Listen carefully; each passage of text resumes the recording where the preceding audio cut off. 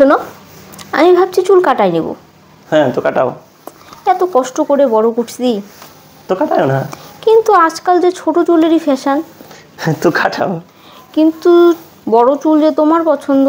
তো কাটাও না। কিন্তু আমার বান্ধবীরা যে বলে আমাকে নাকি ছোট চুলেই বেশি ভালো লাগে। কিন্তু ছোট চুলের যে বেনি হবে না। তো কাটাও না।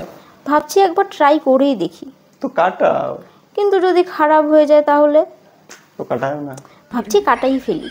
তো কাটাও।